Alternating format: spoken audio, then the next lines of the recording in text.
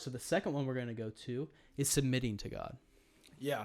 Submitting to God, we see all throughout the scriptures too, is I'd say essentially the starting point for a true intimate relationship with Jesus is you need to submit to him to be able to enter into that relationship. You need to know him. You need to know then what Jesus teaches so that you can know what to do to go out and do it.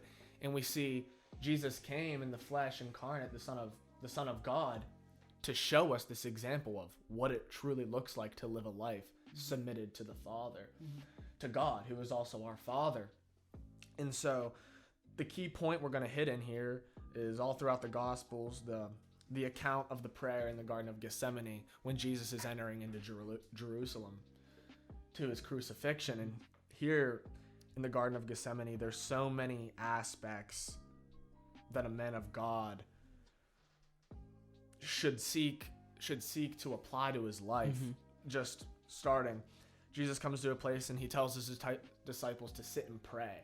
And what does the flesh do? Jesus talks about how the flesh is weak, but the spirit is willing. Yeah. And we need to take that seriously. Our flesh is truly so weak. And if we're not submitting to God, then we're going to be just like the disciples here and just fall into slumber and not fall into sleep. While Jesus is over here, and what's he doing? Earnestly praying, and he doesn't want to do it. He knows what's set before him, but he knows it's the joy of the Father, and that brings him joy knowing that he's doing the will of the Father. And that's one thing that we've said a couple of times too, is boys do what they want to do, but men do what they have to do. And that's a key takeaway for just a general proverb for what a man of God does, is he does what he has to do. And Jesus knows here no one wants to get crucified and mocked and just spit on and everything, the crown of thorns, everything that Jesus took upon himself. No one wants to do that. But guess what he did? He did what he had to do because he knew what the will of the Father was the best for him.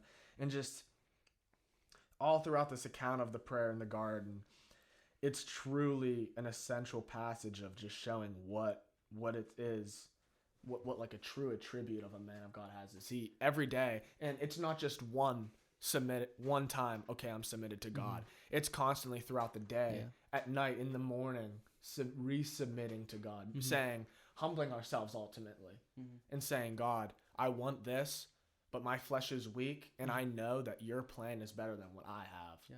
So I'm going to do that because I know that you're God and that you love me, and ultimately whatever your plan is going to bring me more satisfaction in the end than what my plan is, because my plan is constantly going to lead me to making the void in my life bigger. And Jesus here knows that and lives that out, and that's one aspect to submitting to the Father.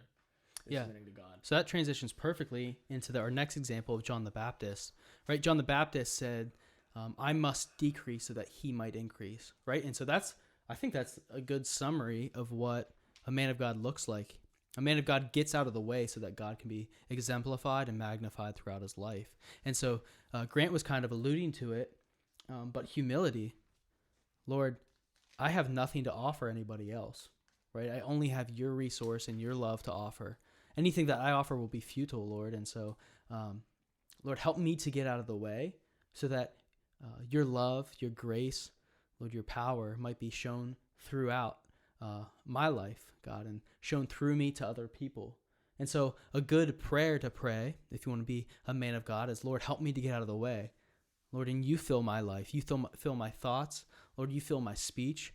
Lord, you fill my dreams and my actions, Lord. Lord, we need more of you and less of me. And so I love that prayer and that thing that John the Baptist said, and we need to be echoing that in a culture today where we try to make ourselves first.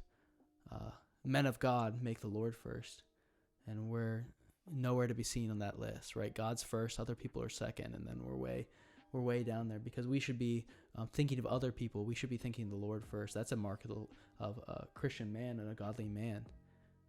Are we thinking about other people? Are we self-centered, right? The world today is self-centered, but godly men are countercultural. Exactly. So.